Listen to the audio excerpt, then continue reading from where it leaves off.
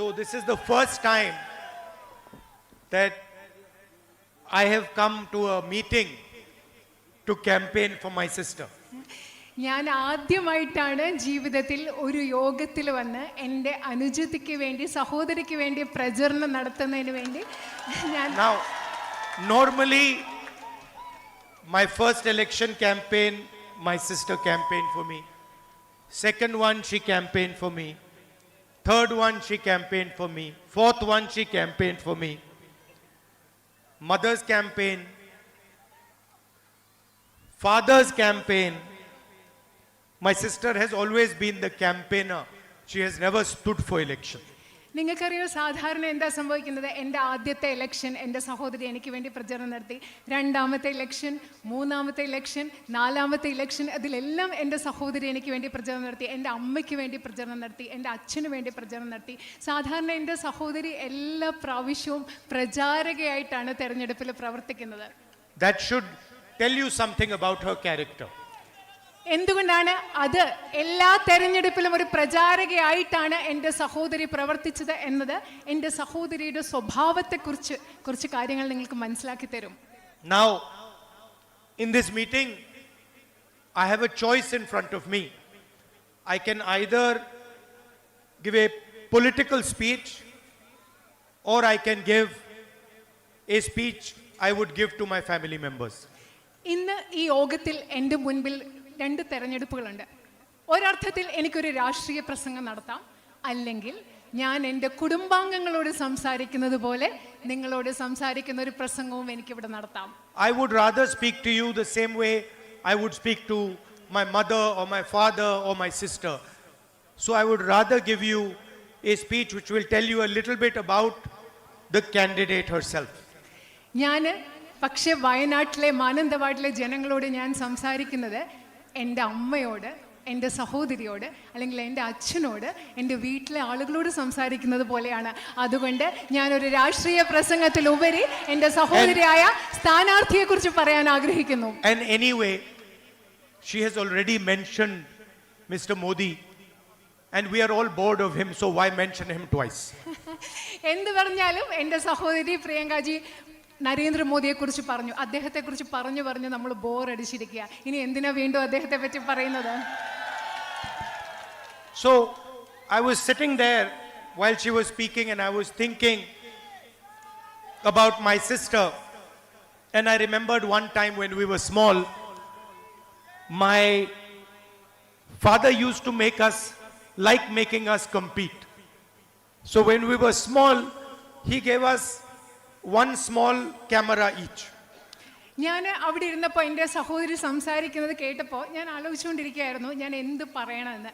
ഞങ്ങൾ ചെറുതായിരുന്നപ്പോൾ എൻ്റെ അച്ഛൻ ഞങ്ങളെ തമ്മിൽ അങ്ങോട്ടും ഇങ്ങോട്ടും മത്സരിക്കാൻ ഒരു സാഹചര്യം ഉണ്ടാക്കി. ഞങ്ങൾക്ക് രണ്ടുപേർക്കും ഓരോ ക്യാമറ അദ്ദേഹം തന്നു.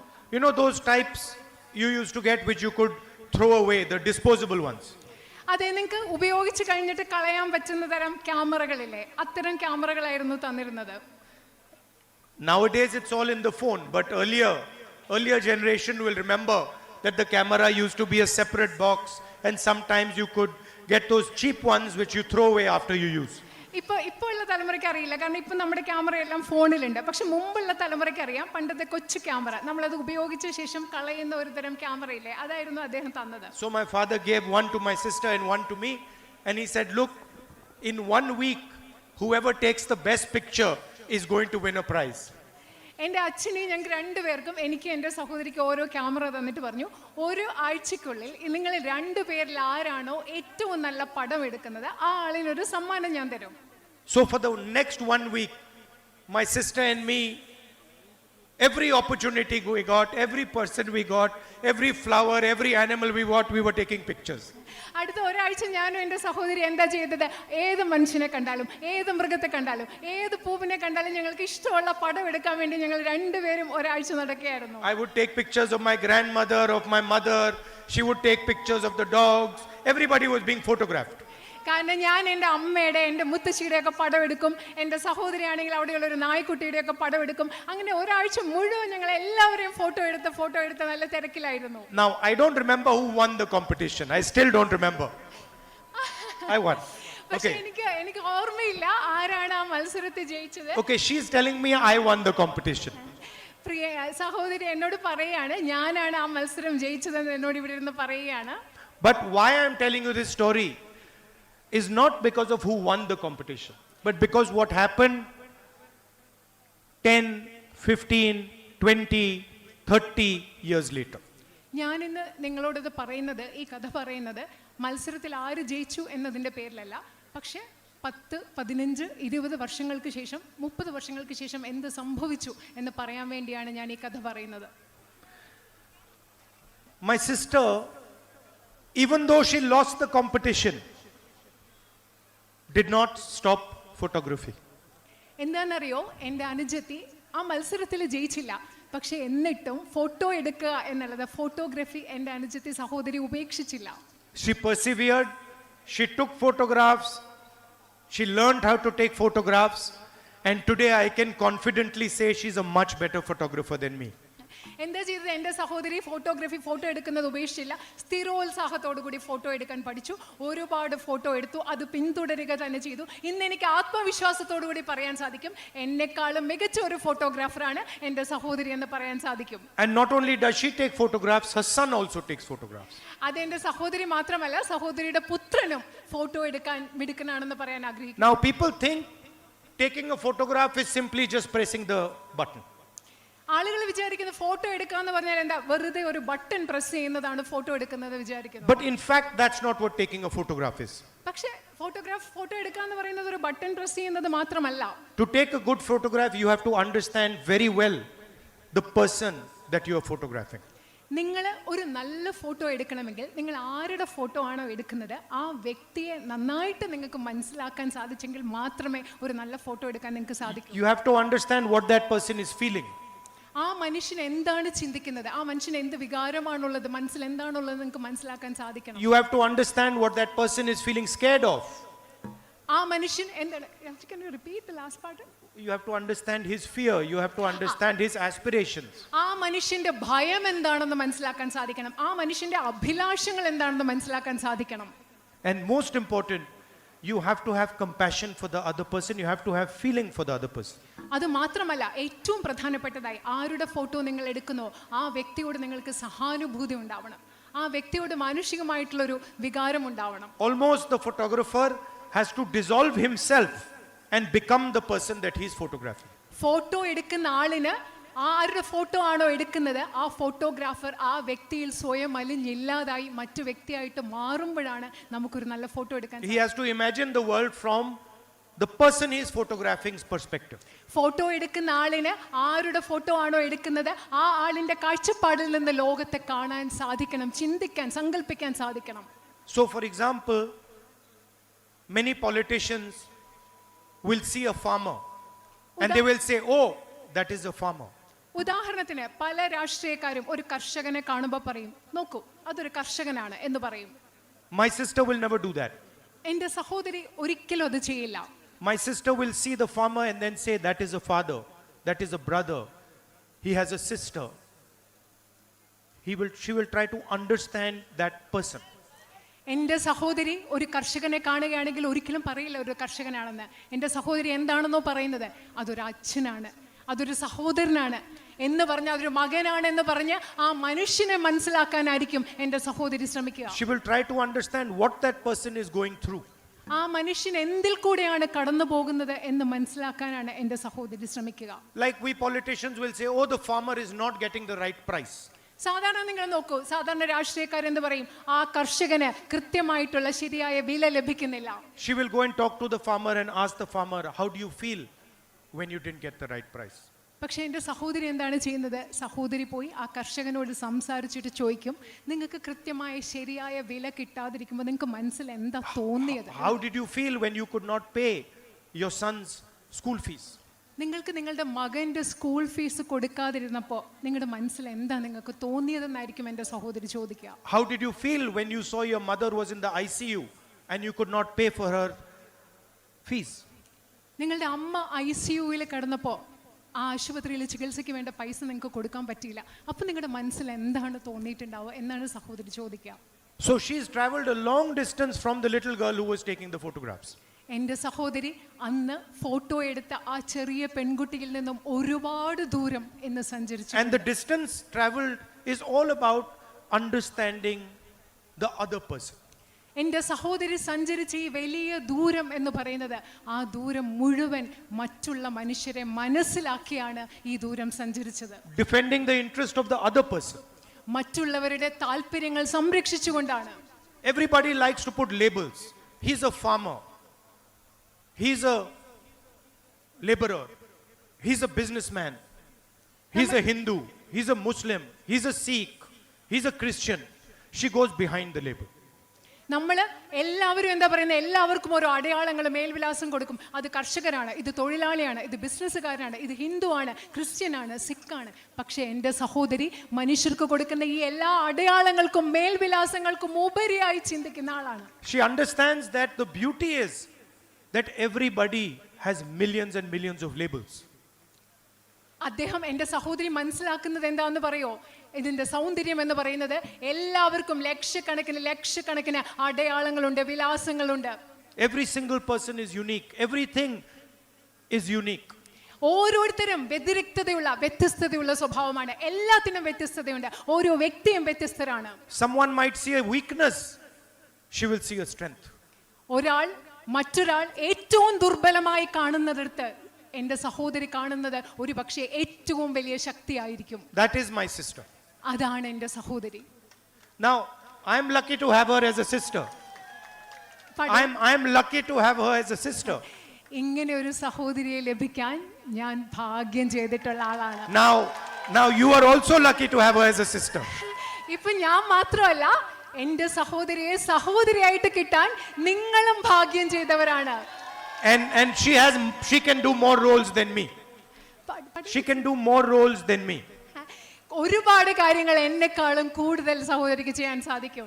I cannot be mother, she can be mother. എനിക്ക് അമ്മയാവാൻ സാധിക്കില്ല, പക്ഷെ എൻ്റെ സഹോദരിക്ക് അമ്മയാവാൻ സാധിക്കും. Right? So she is going to be like your sister, like your mother, like your daughter. എൻ്റെ സഹോദരി നിങ്ങളുടെ അമ്മയായി പോലെ ആകാൻ പോവുകയാണ്, നിങ്ങളുടെ മകളെ പോലെ ആകാൻ പോവുകയാണ്, നിങ്ങളുടെ സഹോദരി ആകാൻ പോവുകയാണ് എൻ്റെ സഹോദരി. And sometimes I am a little more logical. ചിലപ്പോ ഞാൻ എൻ്റെ സഹോദരിയെക്കാളും കുറച്ചുകൂടെ കാര്യകാരണ സഹിതം യുക്തിപരമായി ചിന്തിക്കുന്ന ആളാണ്. But she is more emotional than me. പക്ഷേ എന്നെക്കാളും വൈകാരികമായി ചിന്തിക്കുന്ന വൈകാരികതയുള്ള ആളാണ് എൻ്റെ സഹോദരി. So I am confident that you now have the best possible MP that you could get. You're going to get the best possible MP that you could get. എനിക്ക് ആത്മവിശ്വാസമുണ്ട്, നിങ്ങൾക്ക് ലഭിക്കാൻ സാധ്യമായ ഏറ്റവും മികച്ച ജനപ്രതിനിധിയാണ് നിങ്ങൾക്ക് കിട്ടാൻ പോകുന്നതെന്ന ആത്മവിശ്വാസം എനിക്കുണ്ട്. She is not going to let go of any problem that you put in front of her. നിങ്ങൾ എൻ്റെ സഹോദരിക്ക് മുൻപിൽ കൊണ്ടുവരുന്ന ഒരു പ്രശ്നവും പരിഹരിക്കാതെ എൻ്റെ സഹോദരി ഒരിക്കലും അത് പരിഹരിക്കാതിരിക്കാൻ പോകുന്നില്ല. Like the little girl who didn't let go of the camera for 35-40 years and learned how to use the camera and became better and better at it. She's not going to let go of your problems. എങ്ങനെയാണ് ഒരു ചെറിയ പെൺകുട്ടി 30-35 വർഷം കയ്യിലുണ്ടായിരുന്ന ആ camera കളയാതെ അതിൽ പരിശീലിച്ച് മികച്ച ഒരു ഫോട്ടോഗ്രാഫർ ആയത്? അതുപോലെ ഒരിക്കലും നിങ്ങളുടെ പ്രശ്നങ്ങൾ പരിഹരിക്കാതെ, പ്രശ്നങ്ങൾ വെറുതെ വിടുന്ന ഒരിക്കലും എൻ്റെ സഹോദരി നിങ്ങളുടെ പ്രശ്നങ്ങൾ പരിഹരിക്കാതെ വിടില്ല എന്ന് ഞാൻ ഉറപ്പ് നൽകുന്നു. I'm confidently saying that to you. ഞാൻ നിങ്ങളോട് ഇത് പറയുന്നത് വളരെയധികം ആത്മവിശ്വാസത്തോടു കൂടിയാണ്. There could not be a better person as your member of parliament. നിങ്ങൾക്ക് ഞാൻ വീണ്ടും ആത്മവിശ്വാസത്തോടു കൂടി നിങ്ങളോട് പറയുകയാണ്, ഇതിലും മികച്ച ഒരു ജനപ്രതിനിധിയെ നിങ്ങൾക്ക് ലഭിക്കില്ല, മറ്റൊരു മികച്ച പ്രതിനിധി ഉണ്ടാവില്ല എന്ന് പറയുക. This is not a political argument I'm making. ഞാനിവിടെ നിങ്ങളോട് പറയുന്നത് ഒരു രാഷ്ട്രീയ വാദമല്ല നിങ്ങളോട് പറയുന്നത്. This is a human argument I'm making. ഒരു മാനുഷികമായിട്ടുള്ള ഒരു വാദമാണ് ഞാൻ നിങ്ങളോട് പറയുന്നത്. And in today's world, human argument is very important, has been forgotten. ശരിക്കും നമ്മൾ ഇന്നത്തെ ലോകത്ത് മറന്നു പോകുന്നത് എന്താ? മാനുഷികമായ ചിന്തകൾ, മാനുഷികമായ വാദങ്ങൾ, അത് വളരെയധികം പ്രധാനപ്പെട്ടതെന്നാണ് നമ്മൾ മറക്കുന്നത്. Everywhere you see violence, you see anger, you see hatred, you don't see humanity. നിങ്ങൾ എല്ലായിടത്തും എന്താ കാണുന്നത്? അക്രമം കാണുന്നു, ദ്വേഷം കാണുന്നു, വിദ്വേഷം കാണുന്നു. നമ്മൾ മനുഷ്യത്വം കാണുന്നതേ ഇല്ല ഇന്നത്തെ ലോകത്ത്. She is the person who went and hugged the girl who was implicated in my father's assassination. Ramji, can you repeat? She is the person who went and hugged the girl who was implicated in my father's assassination. നിങ്ങൾക്കറിയോ, എൻ്റെ സഹോദരി എന്ന് പറയുന്നത് എൻ്റെ അച്ഛൻ്റെ കൊലപാതകത്തിൽ കുറ്റാരോപിതയായ സ്ത്രീയെ പോയി ആലിംഗനം ചെയ്ത ആളാണ് എൻ്റെ സഹോദരി. She said to me after she came back, after meeting Nalini, that I felt very bad for her. നളിനിയെ കണ്ട ശേഷം എൻ്റെ സഹോദരി എന്നോട് വന്ന് പറഞ്ഞ എന്താണെന്നറിയോ? നളിനിയെക്കുറിച്ച് ചിന്തിച്ചപ്പോൾ എനിക്ക് വളരെയധികം വിഷമം തോന്നി. അവരെക്കുറിച്ച് ഓർത്ത് എനിക്ക് You please understand what I'm saying to you. The girl was implicated in her father's assassination. She went and met her, and then she says to me that I'm feeling bad for her. നിങ്ങൾ ദയവ് ചെയ്ത് നിങ്ങൾ പ്രിയപ്പെട്ട മനസ്സിലാക്കുക, എൻ്റെ സഹോദരിയുടെ അച്ഛനെ കൊലപാതകം ചെയ്ത സ്ത്രീയെ, പെൺകുട്ടിയെ പോയി കണ്ട് ആ പെൺകുട്ടിയോട് സംസാരിച്ച് തിരിച്ചു വന്നിട്ട് എന്നോട് പറയാണ് ആ പെൺകുട്ടിയെക്കുറിച്ച് ഓർത്ത് വിഷമം തോന്നുന്നു എന്നാണ് എന്നോട് പറഞ്ഞത്. That is the training that she has received. അതാണ് എൻ്റെ സഹോദരിക്ക് ലഭിച്ചിട്ടുള്ള പരിശീലനം എന്ന് പറയുന്നത്. And to me, that is the type of politics that needs to be done in India. എന്നെ സംബന്ധിച്ചിടത്തോളം എൻ്റെ സഹോദരി പ്രതിദാനം ചെയ്യുന്ന ആ രാഷ്ട്രീയം ഇന്ന് ഇന്ത്യയിൽ വേണ്ടത് അത്തരത്തിലുള്ള ഒരു രാഷ്ട്രീയമാണ്. Not politics of hatred, but politics of love and affection. നമുക്ക് വേണ്ടത് വിദ്വേഷത്തിന്റെ രാഷ്ട്രീയമല്ല, സ്നേഹത്തിന്റെ, ഇഷ്ടത്തിന്റെ രാഷ്ട്രീയമാണ് ഈ രാജ്യത്ത് നമുക്ക് വേണ്ടത്. This morning when we were coming here, she had a list. You give me that list? ഞങ്ങൾ ഇന്ന് രാവിലെ വരുമ്പോ എൻ്റെ അനുജത്തിയുടെ കയ്യിൽ ഒരു ലിസ്റ്റ് ഉണ്ടായിരുന്നു, ഒരു പട്ടിക ഉണ്ടായിരുന്നു. I'm going to show you. Here's the list. She gave me this list. ഈ ലിസ്റ്റാണ്, ഈ ഫോണിലുണ്ട്, ലിസ്റ്റാണ് എനിക്ക് സഹോദരി എനിക്ക് നൽകിയത്. Where we will focus in the future. നമ്മൾ ഭാവിയിൽ എവിടെയാണ് ശ്രദ്ധിക്കാൻ പോകുന്നത്? Where we will fight for Wayanad's demands. നമ്മൾ എങ്ങനെയാണ് വയനാടിന്റെ ആവശ്യങ്ങൾ എന്തൊക്കെയാണ്, എവിടെയാണ് നമ്മൾ അതിനു വേണ്ടി പോരാടുന്നത്? Where we will strengthen Wayanad's capabilities. എങ്ങനെയാണ് നമ്മൾ വയനാടിന്റെ കഴിവുകളെ നമ്മൾ ശക്തിപ്പെടുത്താൻ പോകുന്നത്? And each one of these has many points underneath it. ഈ ലിസ്റ്റിൽ, ഈ പട്ടികയിൽ ധാരാളം പോയിന്റ്സ് എഴുതി വെച്ചിട്ടുണ്ട്. Food processing and storage. ഭക്ഷ്യ സംസ്കരണം, അതുപോലെ സംഭരണശാലകൾ, tourism, infrastructure. She's already started thinking about what she can do for you. അവിടെ എന്താ പറയുന്ന അടിസ്ഥാന സൗകര്യം, ഇവിടുത്തെ ടൂറിസം, വിനോദസഞ്ചാരം, വയനാടിന് വേണ്ടി എന്തൊക്കെ ചെയ്യാൻ പറ്റുമെന്ന് ഇപ്പൊ തന്നെ ആലോചിച്ച് തുടങ്ങി അത് ലിസ്റ്റ് ആക്കി വെച്ചിരിക്കുകയാണ് എൻ്റെ സഹോദരി. The main fight in the country today, bigger than the fight that is taking place in Wayanad. ഇത് ശരിക്കും പറഞ്ഞാൽ ഈ രാജ്യത്ത് നടക്കുന്ന ഏറ്റവും വലിയ യുദ്ധം, പോരാട്ടം എന്ന് പറയുന്നത് is the fight for the constitution of our country. നമ്മുടെ രാജ്യത്തിന്റെ, അത് വയനാട്ടിലായിക്കൊള്ളട്ടെ, നമ്മുടെ രാജ്യത്ത് നടക്കുന്ന ഏറ്റവും വലിയ പോരാട്ടം എന്ന് പറയുന്നത് നമ്മുടെ രാജ്യത്തിന്റെ ഭരണഘടനയ്ക്ക് വേണ്ടിയുള്ള പോരാട്ടമാണ്. The protection that we get, the greatness of our country, all emerges from the constitution. നമുക്കിന്ന് ലഭിക്കുന്ന സംരക്ഷണം, നമ്മുടെ രാജ്യത്തിന്റെ മഹത്വം എന്ന് പറയുന്നതെല്ലാം ഉത്ഭവിക്കുന്നത് നമ്മുടെ രാജ്യത്തിന്റെ ഭരണഘടനയിൽ നിന്നാണ്. And the constitution was not written with anger, with hatred and with arrogance. നമ്മുടെ ഭരണഘടന എന്ന് പറയുന്നത്, ഭരണഘടന എഴുതപ്പെട്ടത് ദ്വേഷം കൊണ്ടോ വിദ്വേഷം കൊണ്ടോ ധാർഷ്ട്യം കൊണ്ടോ അല്ല നമ്മുടെ ഭരണഘടന എഴുതിയത്. It was written by people who fought the British, had suffered, spent years and years and years in jail. നമ്മുടെ ഭരണഘടന എഴുതിയ ആളുകൾ എന്ന് പറയുന്നത് ബ്രിട്ടീഷുകാർക്കെതിരെ പോരാടി കഷ്ടപ്പാടുകൾ സഹിച്ച് വർഷങ്ങൾ ജയിലിൽ കഴിഞ്ഞ മനുഷ്യരാണ് നമ്മുടെ ഭരണഘടന എഴുതിയത്.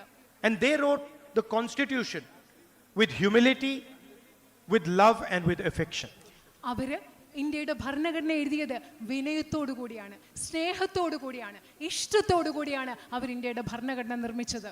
This is a fight between love and hatred. ഇന്ന് നമ്മൾ നടത്തുന്ന പോരാട്ടം എന്ന് പറയുന്നത് സ്നേഹവും വെറുപ്പും തമ്മിലുള്ള ഒരു പോരാട്ടമാണ് ഇന്ന് നമ്മൾ നടത്തുന്നത്. Between confidence and insecurity. ആത്മവിശ്വാസവും അരക്ഷിതത്വവും തമ്മിലുള്ള ഒരു പോരാട്ടമാണ് നമ്മൾ ഇന്ന് നടത്തുന്നത്. Between humility and arrogance. വിനയവും ധാർഷ്ട്യത്തിനിടയിലുള്ള ഒരു പോരാട്ടമാണ് നമ്മൾ ഇന്ന് നടത്തുന്നത്. And I want you to think of it like that. ഞാൻ നിങ്ങളോട് അങ്ങനെ അതിനെക്കുറിച്ച് ചിന്തിക്കണം, ആ പോരാട്ടത്തെക്കുറിച്ച് അങ്ങനെ ചിന്തിക്കണം എന്ന് ഞാൻ ആഗ്രഹിക്കുകയാണ്. Hatred is not there only in Mr. Modi. നിങ്ങൾ ചിന്തിക്കുക, നരേന്ദ്രമോദിയിൽ മാത്രമല്ല വിദ്വേഷമുള്ളത്. Anger is there in everybody. Little hatred is there in everybody. എല്ലാവരുടെ ഉള്ളിലും ചെറിയ വിദ്വേഷങ്ങളൊക്കെ എല്ലാവരുടെയും ഉള്ളിലുണ്ട്. കോപം എല്ലാവരുടെയും ഉള്ളിലുണ്ട്. And if you truly want to win this fight, then you must help by removing anger from your heart, by removing arrogance from your heart, by removing hatred from your heart and replacing them with love, humility and compassion. ഈ പോരാട്ടത്തിൽ നമ്മൾ വിജയിക്കണമെങ്കിൽ നമ്മൾ എല്ലാവരും നമ്മുടെ ഉള്ളിൽ നിന്ന്, നമ്മുടെ ഹൃദയങ്ങളിൽ നിന്ന് ദ്വേഷം മാറ്റണം, നമ്മുടെ ഹൃദയങ്ങളിൽ നിന്ന് ധാർഷ്ട്യം മാറ്റണം, നമ്മുടെ ഹൃദയങ്ങളിൽ നിന്ന് വിദ്വേഷം മാറ്റണം. മറിച്ച് സ്നേഹം കൊണ്ട്, വിനയം കൊണ്ട്, ആർദ്രത കൊണ്ട് നമ്മുടെ ഹൃദയങ്ങളെ നിറച്ചെങ്കിൽ മാത്രമേ നമുക്ക് ഈ പോരാട്ടത്തിൽ ജയിക്കാൻ സാധിക്കുകയുള്ളൂ. And finally, Wayanad is the only constituency in the country that is going to have 2 members of parliament. അവസാനമായി ഞാൻ നിങ്ങളോട് പറയട്ടെ, ഇന്ത്യയിൽ വയനാടാണ് ഈ രാജ്യത്തെ ഒരേ ഒരു നിയോജക മണ്ഡലം. 2 ജനപ്രതിനിധികൾ ഉണ്ടാകാൻ പോകുന്ന 2 ജനപ്രതിനിധികളുള്ള ഒരേ ഒരു നിയോജക മണ്ഡലം വയനാടാണ്. One official member of parliament and the other unofficial member of parliament. ഒരു ഔദ്യോഗിക ജനപ്രതിനിധിയും രണ്ടാമത്തെ അനൗദ്യോഗിക ജനപ്രതിനിധിയുമുള്ള 2 പ്രതിനിധികളുള്ള ഒരു പാർലമെന്റ് മണ്ഡലം. Thank you for all your support, all your love and affection, and love you very much. നിങ്ങളുടെ എല്ലാ സ്നേഹത്തിനും നിങ്ങളുടെ എല്ലാ പിന്തുണയ്ക്കും വളരെയധികം നന്ദി. ഞാൻ നിങ്ങളെ വളരെയധികം സ്നേഹിക്കുന്നു. I'm always at your service anytime you need. നിങ്ങൾക്ക് ഏത് ആവശ്യമുണ്ടെങ്കിലും നിങ്ങളുടെ സേവനത്തിന് ഞാൻ എല്ലാ സമയത്തും നിങ്ങൾക്ക് വേണ്ടി ഞാൻ ലഭ്യമാണ്. Thank you. നന്ദി.